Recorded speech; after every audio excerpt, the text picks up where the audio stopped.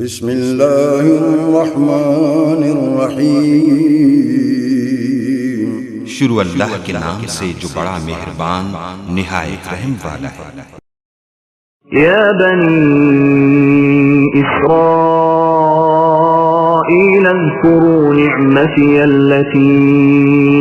انعمت علیکم وانی فضلتکم علی العالمین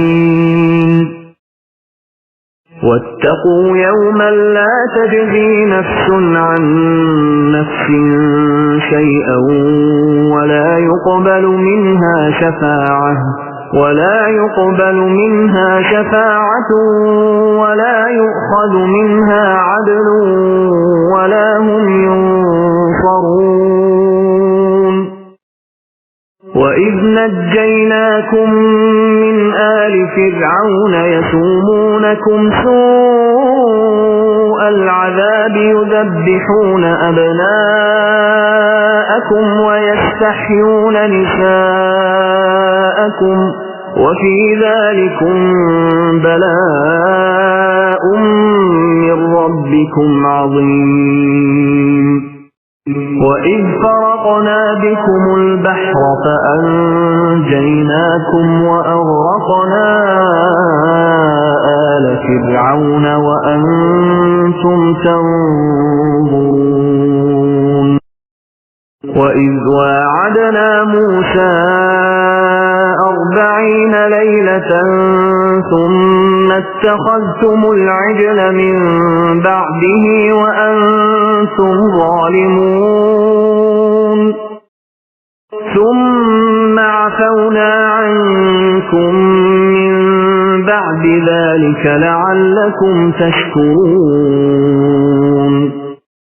وإذ آتينا موسى الكتاب والفرقان لعلكم تهتدون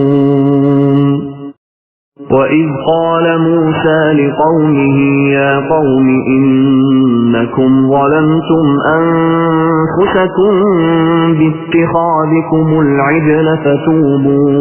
فتوبوا إلى بارئكم فاقتلوا أنفسكم ذلكم خير لكم عند بارئكم فتاب عليكم إنه هو التواب الرحيم وإذ قلتم يا موسى لن نؤمن لك حتى نرى الله جهرة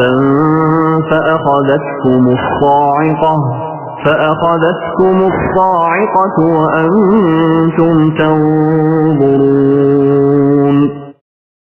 ثم بعثناكم من بعد موتكم لعلكم تشكرون وظللنا عليكم الغمام وأنزلنا عليكم المن والسلوى كلوا من طيبات ما رزقناكم وما ظلمونا ولكن كانوا أنفسهم يظلمون وإذ قلنا ادخلوا هذه القرية فكلوا منها حيث شئتم رغدا وادخلوا الباب سجدا وقولوا حطة نغفر لكم خطاياكم وسنزيد المحسنين فبدل الذين ظلموا قولا غير الذي قيل لهم فأنزلنا على الذين ظلموا رجزا من السماء بما كانوا يفسقون